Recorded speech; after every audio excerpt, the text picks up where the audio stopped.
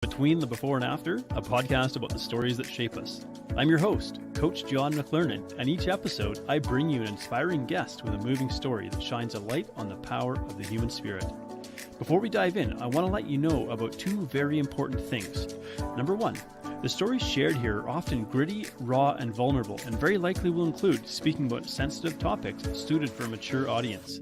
Number two, this podcast is also broadcast live on YouTube, Twitch, Twitter, LinkedIn, and Facebook. So on whatever platform you follow myself or Freedom Nutrition Coaching, you have the opportunity to participate in this discussion. You can comment on the live stream, and we encourage your participation both by commenting and asking questions.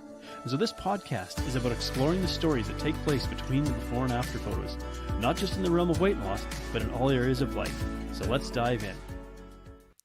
All right, welcome to Between the Before and After. I'm Coach John, and I've got with me Raymond Co, who got up very early in the morning to be on this podcast because you're calling in from Taiwan. Sure am. Yeah. It's not early for me. This is what time I usually get up. Yeah, and you live in a city whose name I'm not going to attempt to pronounce, but maybe you could.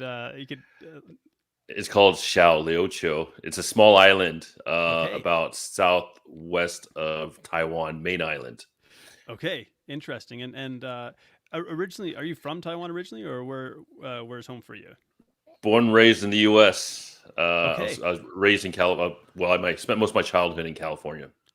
Okay. And then you at some point in time you found your way over to Hong Kong. Is that right? Shanghai, then Hong Kong, yeah, and Taiwan, back to Hong Kong, back to Taiwan. Okay.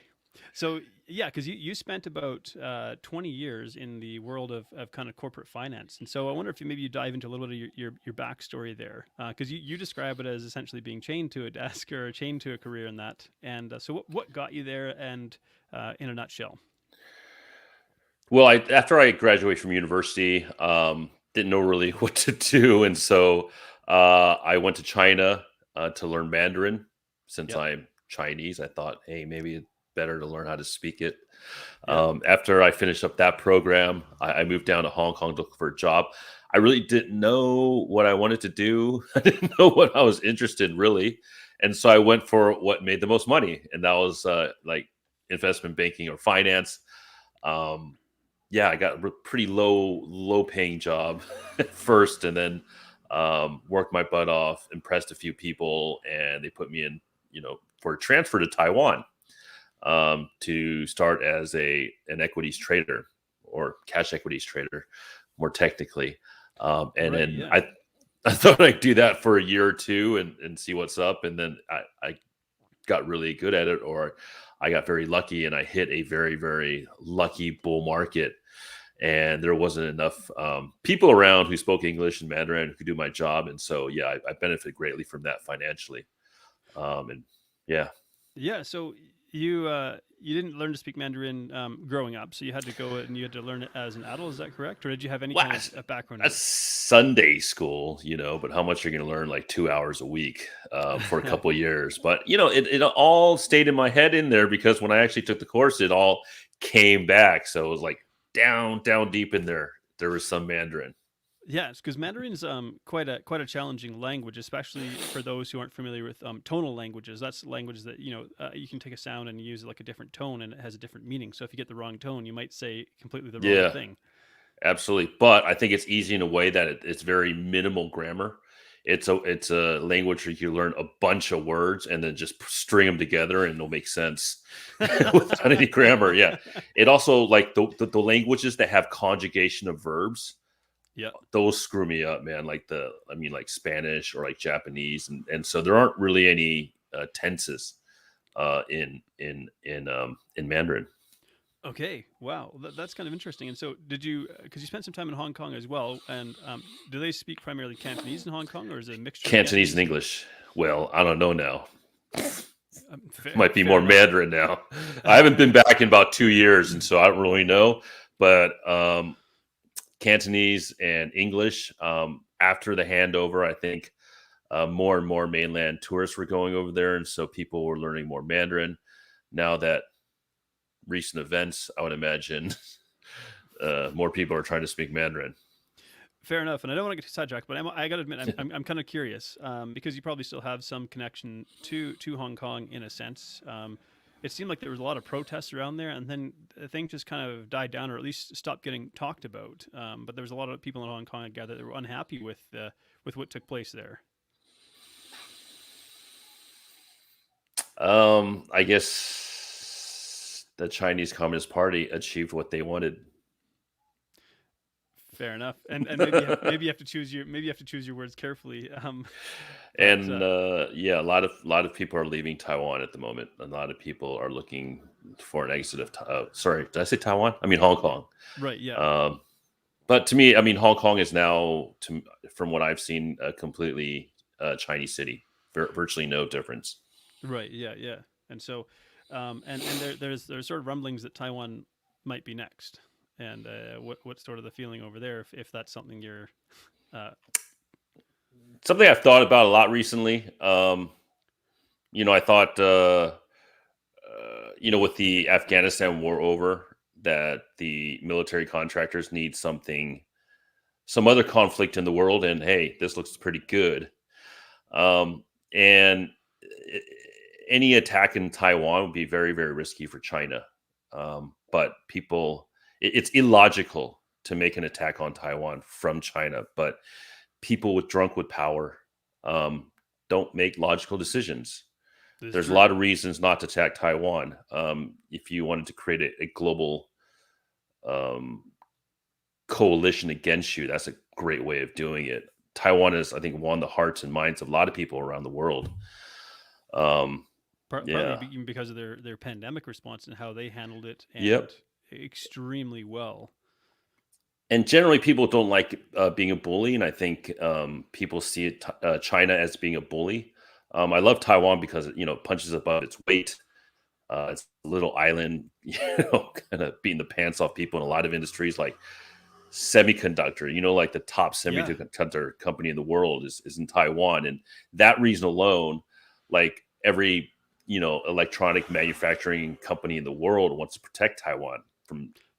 right. If they couldn't make German cars if Taiwan was taken over by China because of all Right. the semiconductors that go into a BMW. So Right, because this is the argument for then potentially taking over Taiwan as well, because that would allow a huge strategic I sort don't of think so. no. No, it takes human know-how, and you can't just go into. They have the equipment. China could Mhm. buy the equipment. They tried to do that with SMIC 10, 15 years ago, and they weren't successful doing it. It's human know-how, and it's particularly in TSMC. And what are you gonna do? Hold a gun to their head? And if I Yeah. were Taiwan or US or anywhere else, I'd have bombs aimed at those fabs. Fair enough. Seriously, if I had China, I'll just blow them up. Right. Yeah. Say okay. The whole point that you were trying to come over here for is yeah, Yeah. because that whole area. So because you grew up in the U.S., but like the whole area is like culturally, I think a lot of people over here don't have an understanding of kind of the Chinese culture over there. Um, Mhm. and so we would look at it and like we would say like these things don't necessarily make sense, but then again, not very many people have a clear understanding of sort of Chinese culture and heritage, which is quite different from what we have over here. So are you saying Well, it's just still Chinese in Taiwan? is it well? I guess I'm kind of curious because you kind of get both perspectives, and Yeah, I do. so right, so you have an understanding of what sort of like the Western slash American type perspective is, and you kind of now having lived over there in Hong Kong, lived in Taiwan, lived in Shanghai, you kind of have an understanding of the sort of Asian or the Chinese in particular perspective on sort of global affairs and world events, and so. Do you think that like most of Taiwan has no interest in or they want to remain free and independent? Is that right? Absolutely. Yeah, because they're doing a lot better. So Yeah. I don't want to get too sidetracked, but I did want to ask those questions because I don't very often get to speak to somebody who's in the position that you're in. So you were to shift gears, you were a finance and equity trader, and so I think this world of like the stock markets and investment banking and trading and stuff like that, it really gets glamorized in the movies. I think like the Wolf of Wall Street or there's what was that one with Matthew McConaughey. But anyway, I can't remember. But so there's Yeah, these Wolf of these Wall Street. Is that yeah? So there's these films that get totally they glamorize the industry, but being on the inside, you described it as feeling like chained to your desk. I mean, what is it really like? And is it high pressure, high stress, like easy Well, I burnout, mean, or they're at the desk as well. They're chained at the desk for most of the day. The glamorized parts were, you know, outside of the desk. And is it glamorized if it's, mostly truthful? That's, I mean, I don't, is, I don't, there's not a doubt in my mind that what happened in Wolf of Wall Street actually did happen. It wasn't, right? Wasn't yeah, just something embellished being made much. up, Yeah. right? So but now, which then this again sort of points to the interesting maybe cultural differences. Did you see the same sort of tendencies in that industry? Um, in like Shanghai or Hong Kong, as like in the U.S., it seemed to be like about like living to these ridiculous excesses, drug use, alcohol use, partying, all that kind of stuff. Because you're making all this money, you want to do something with it. Do you see that behavior, or was it more disciplined over there?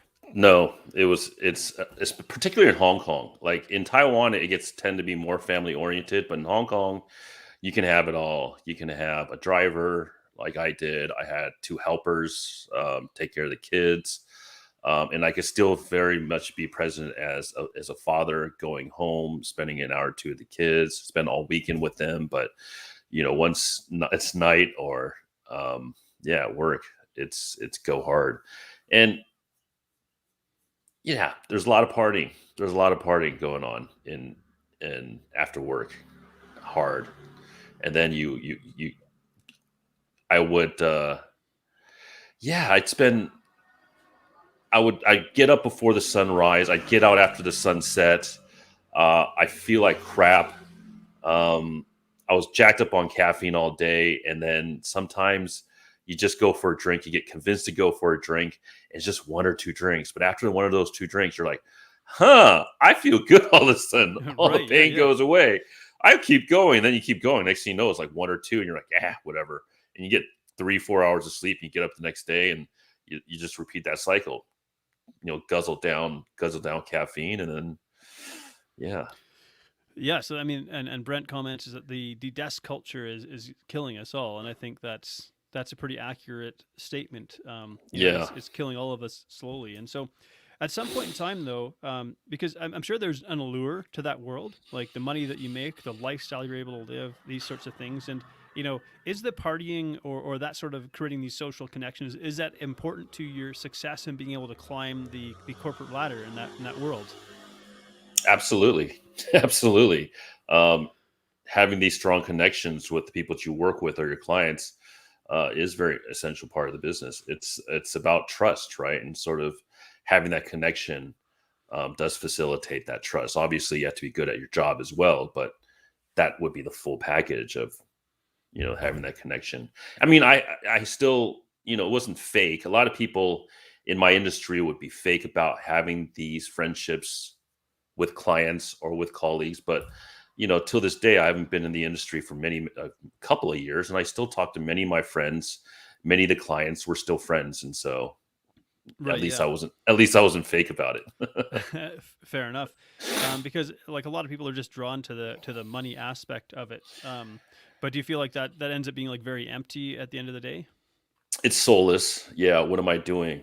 Ultimately, I'm just helping people push money around the world. Am I helping anybody? No. Absolutely not. Am I making anybody lives better? Not at all. But I was making a lot of money, and I had a wife, and I had two kids, and I had to take care of them, and so um, all of a sudden I'm stuck, right? Right. And Yeah. I forgot whose quote was that, but the mass majority of men live a life of quiet desperation. And in retrospect, I thought I was doing well. I was making a lot of money. I was buying nice things. I was taking care of my kids, my wife, and yeah, I was having fun. But happy and fun are different. Content and fun are different, right? I had a time of my life, definitely. I mean, I don't have much regrets about that time, but yeah, I didn't. I certainly wasn't content. I certainly wasn't happy. Right. And that's interesting, and I think that's a really key point you make there. There's a big difference between happy and fun. Because Yeah. and they're two different, like really two different circuits in the brain, because one really is more connected to serotonin, one's really connected to dopamine. But Hmm. so in 2015, your health, I don't know if it had been gradually declining, or did it feel like it was rather sudden, like taking a turn for the worse, or? Well, I wasn't healthy to be. I think I mean, I did regularly do Brazilian Jiu Jitsu. I did try to get, if anything, on the treadmill or the elliptical, so try to get some form of exercise. But I wasn't fit. I was overweight. It all came crashing down. In 2015, I got diagnosed with fibromyalgia. I think later also I had adrenal fatigue as well, which whether one started the other, I don't know. But yeah, fibromyalgia with chronic adrenal fatigue. I think it was, or been diagnosed that it was, but you never know for sure, right? Yeah, because fibromyalgia is one of those really tough to kind of pin down diagnoses. It's a set of symptoms, but they might look different from person to person. And so, how did that show up for you, and did it affect your ability to do your job? Uh, Tired all the time. Um, Pain all over my body, which is very difficult to describe. Maybe it felt like all the fascia in my body was tightening. I would have these like points, like right here, or these points that just felt sore. Just couldn't get my just couldn't get started. It When I woke up, it felt like I was waking up from a death, basically. Right now, I Yeah, could spring right yeah, out of bed, but body was all stiff in the morning. It really, if I didn't have a job to go to, it would have been like on the weekends. It would take me like an hour or two just sitting there before I felt like I could get out of bed. And yeah, headaches. Um, what are the others? so Didn't you got feel good about life. yeah, headaches, brain fog, muscle weakness, tension, everything aches. Like it just, you feel like Yeah. I don't know, like the Tin Man with no lubrication for your joints, and Yeah, like it just so much pain. It just felt like your soul hurt. The that's whole nervous system, just everything just hurt, and you couldn't pin it down. Like, oh, my knee hurts. Right? It's just like, where is this pain? I don't know, but it's just like right before you get a cold, yeah. when your nervous system is starting to break down, and you feel like everything is started firing up your immune system. It kind of felt like that all the time. Wow. Yeah. And I think you said something really quite profound there, that it feels like your soul hurts, like it's just that much. And so that's like your wake up call, and you realize I got to do something different here. I can't keep living the way that I'm living.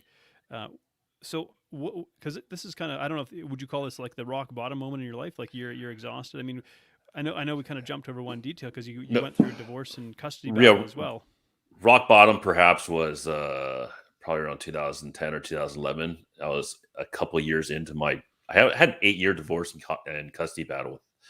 I went for custody of my children. I was originally granted custody of my children. Court of Appeals in Hong Kong overturned that, basically because I was a man that worked, and my wife at the time was a mother. Even though the court found that she was alienating against my children, that I had evidence against abuse against my children and me, this court still granted her custody, the appeals court. And I had rock bottom was when I, one day woke up after drinking a liter of vodka and consuming a few other things. And I was like, if I didn't wake up, that'd be all right. And that's when I knew it was time to seek some real help. And at the time I was still seeing I was seeing a therapist. But no, I went to see a psychiatrist and got on some meds and slowly waned off of that. Like after about a year, the sleep one I kept for a while, but eventually weaned myself off of that for a while.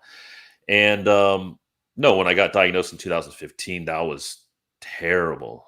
And it came after my second dose of my Hep B shot. And so my doctor thinks it came from that. So he recommended me not to take my third dose. Hmm. Um, So it's possible there was a. I'm like, man, this is like controversial to talk about the fact that you may have it had a is. vaccine injury. Well, but I'm not saying it was. I right, think it's quite it's possible that it was. there's a Uh, contributing factor. the Uh, timing of it was, yeah, but yeah, yeah, obviously I wasn't living the healthiest lifestyle. I was still paleo-ish at the time, yeah. so I wasn't a junk food eater much by that time. So yeah, I was still getting exercise. So I wasn't super unhealthy, but yeah, it wasn't fun.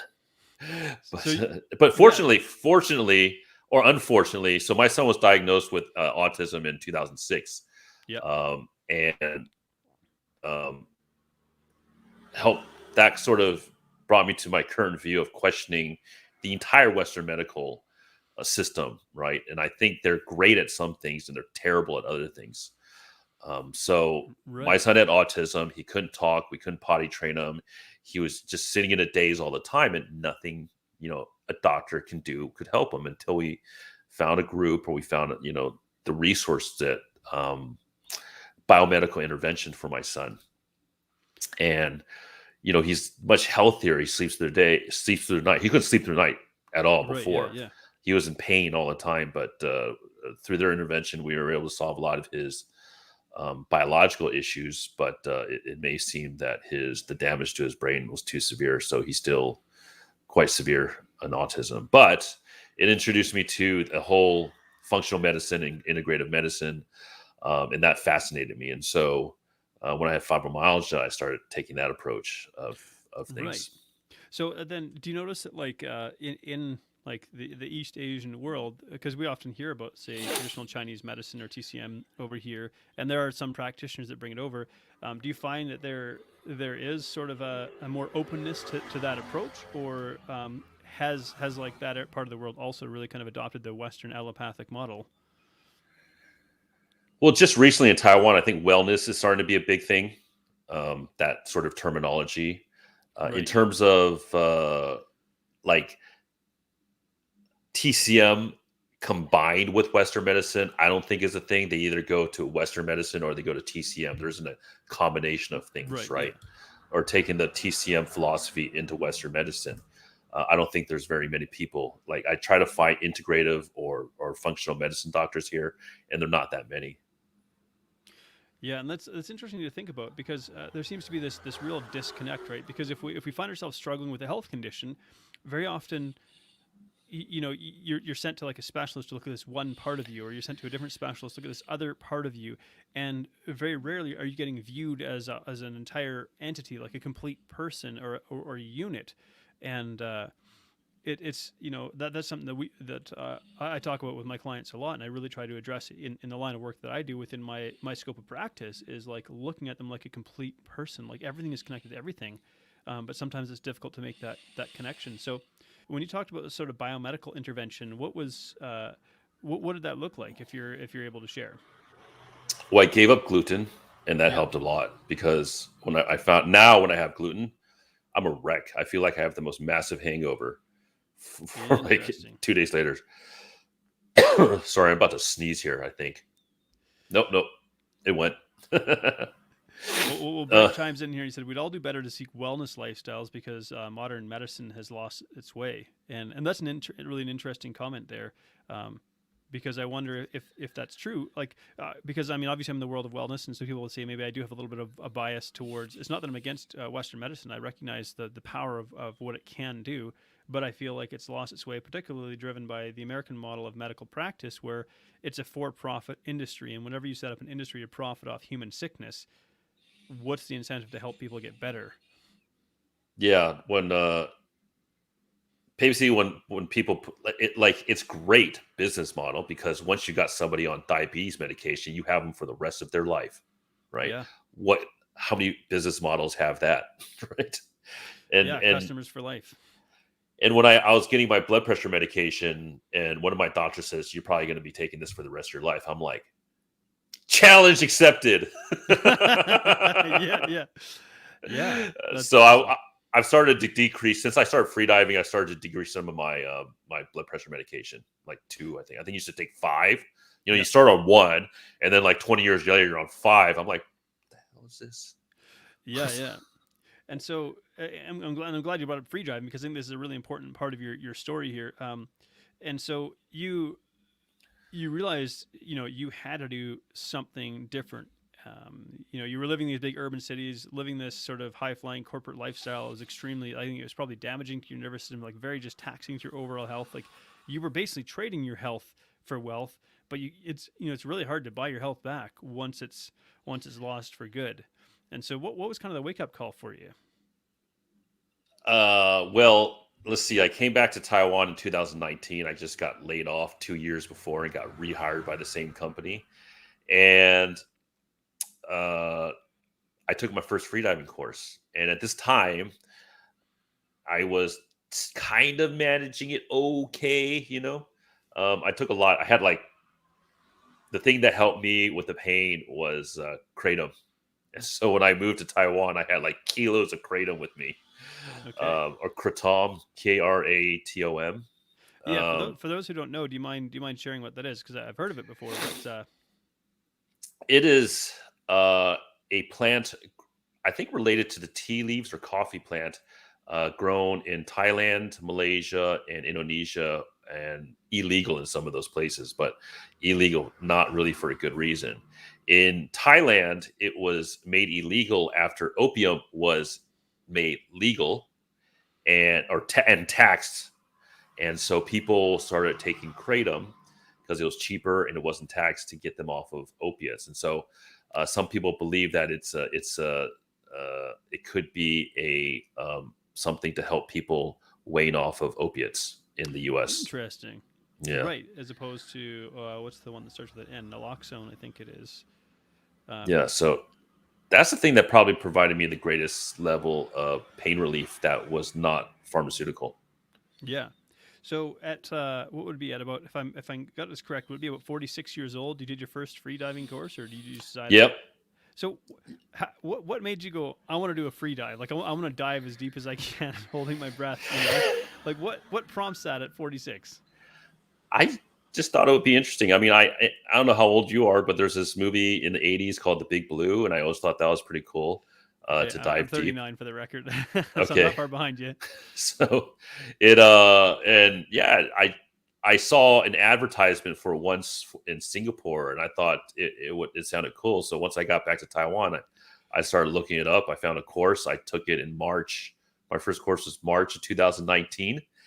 And at this time, I love Brazilian Jiu Jitsu. I still love Brazilian Jiu Jitsu. But what it does to me, I could be in good shape, but the next day after Brazilian Jiu Jitsu, my body feels even tighter, even achier. And it just didn't feel good at all, especially since I had a herniated, disc in my neck. It didn't, I Yeah. felt So great doing it, but afterwards, I definitely had to pay for it. And so when I was freediving, it was quite physically demanding.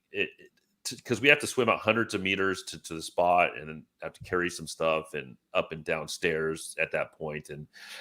And I didn't feel tired in the way I felt tired doing Brazilian Jiu Jitsu. In fact, I felt reinvigorated. I felt like um, more lightness in my being and happiness and rejuvenation. And it's just, yeah, it was incredible. And then 2 months later, I signed up for the second course. I just felt great. I felt tired, yeah, but tired in a good way. But I felt great.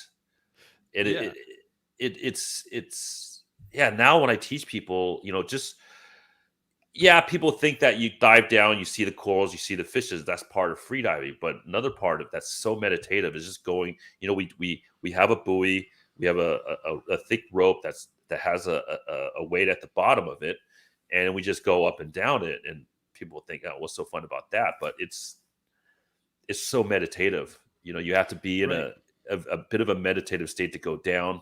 A lot of physiological things happen to your body. Being in the ocean alone is going to help you relax. Your brain goes into theta or theta alpha brain waves.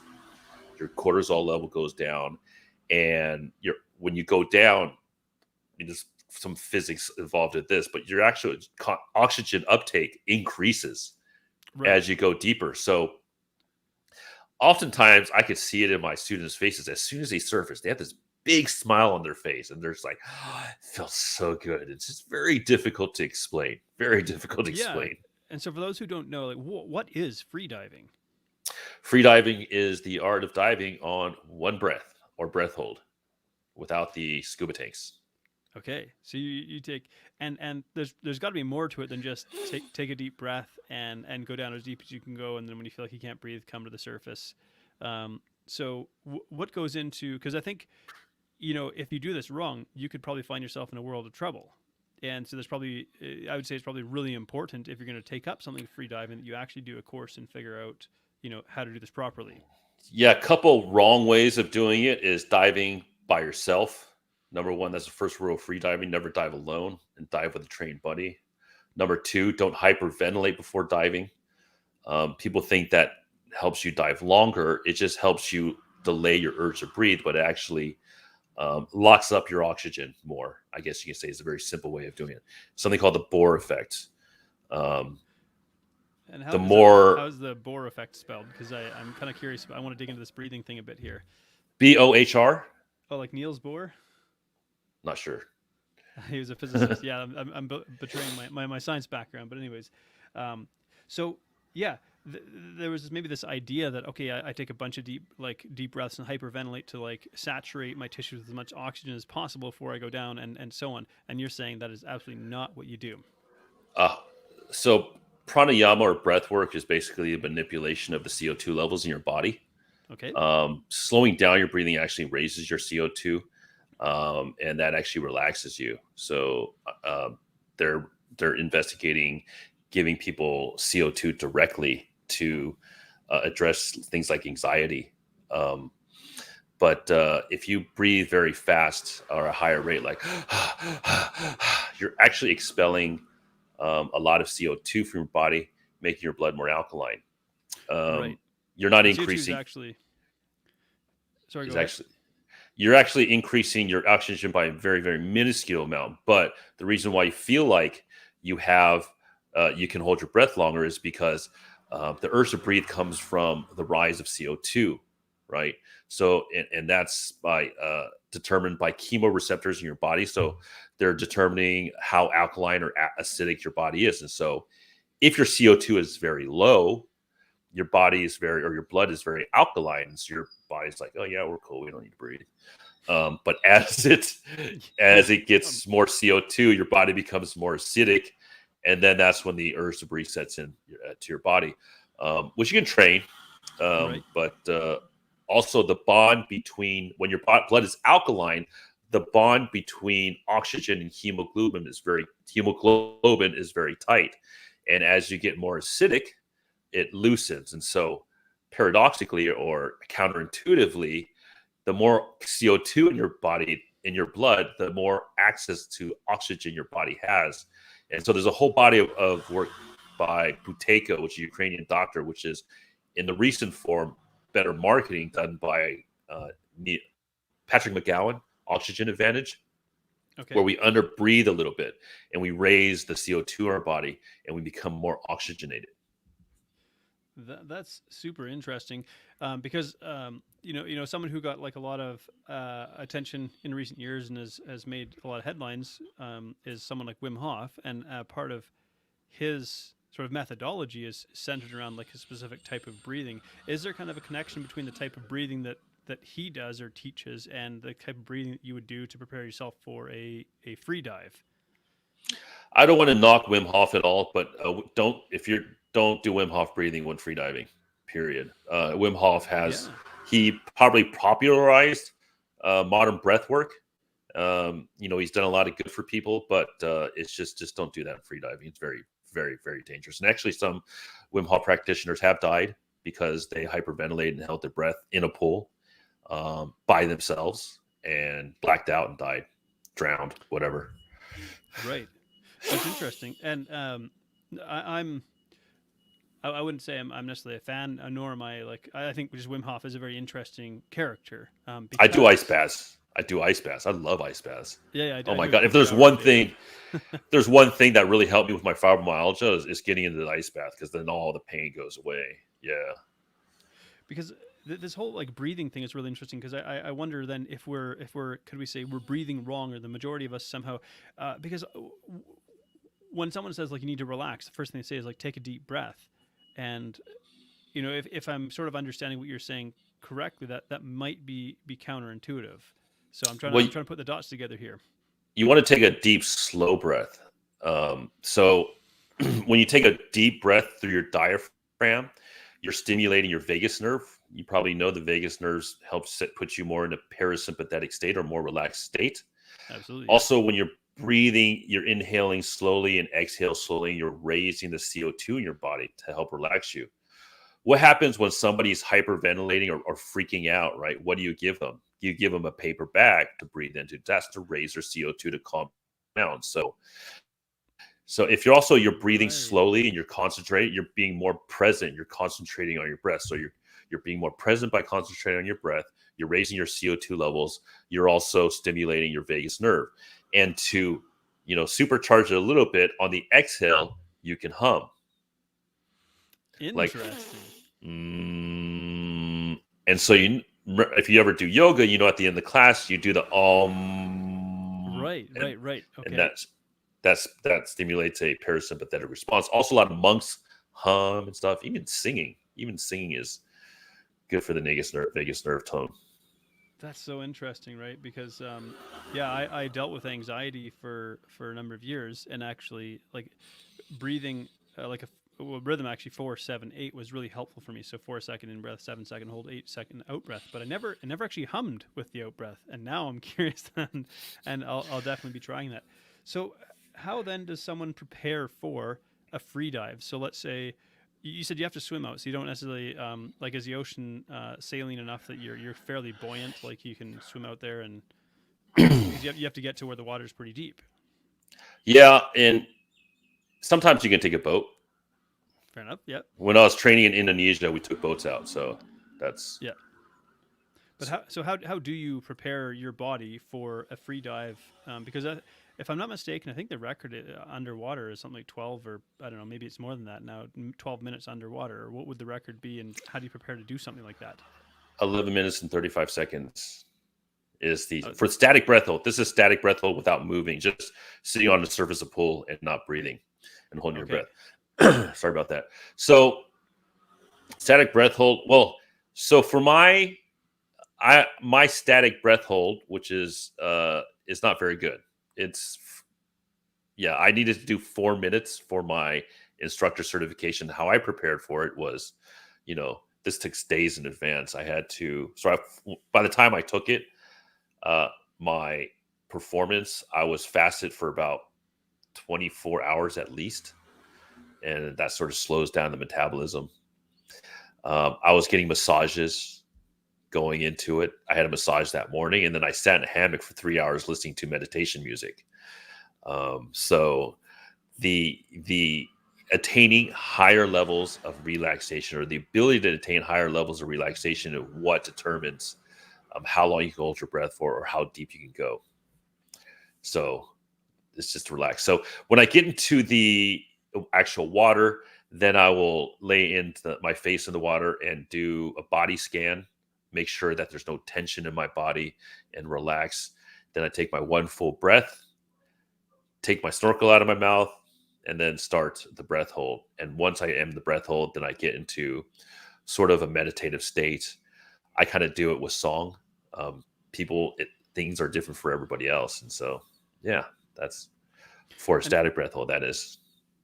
Okay, so if you're doing a free dive, because then there's the thing to consider: the deeper you go, the more pressure there is from the ocean. How deep would you go in a free dive, and how long could you stay down? So my deepest is 40 meters, and that was about a 2-minute dive. But Alexei Molchanov was the current world champ. He's gone like 131 meters, and that took about 4.5 minutes. So you got to be like, I got to think you got to be like swimming pretty hard or I guess maybe you have like really good flippers or something, but to kind of force yourself down and fight that buoyancy, like that's crazy. He did it with a monofin, so it looks like a whale's tail, and so you're using not just your legs but your hips, where it's more powerful. Okay. But it's all about training. It's training your mammalian dive reflex, which is the physiological response for mammals in water. Like it allows whales to go down for hours at a time. Right. And for humans, that once we hold our breath, we go underwater. Your body is quite smart and knows that it's underwater. And so it starts to slow down your heart rate. or if you even hold your breath and you have like an oximeter, just hold your breath and just look at your heart rate slow down. And then the blood starts shifting from your legs and arms to your core to protect the organs and to protect it from the lungs from the increasing pressure. Mm-hmm. Then your carotid artery dilates, so more oxygen is being prioritized to the brain. And your spleen contracts, and your spleen has reserve red blood cells and could release as much as 25% more. And so if I'm diving deep, it gets to a point where it starts to feel easier. And so that's the mammalian dive reflex kicking in. And when I surfaced from a dive, and then I could feel all the blood rushing back into my legs. That's got to be quite the sensation. So that's to train you. So part of the training is to train to have a stronger mammalian dive reflex response.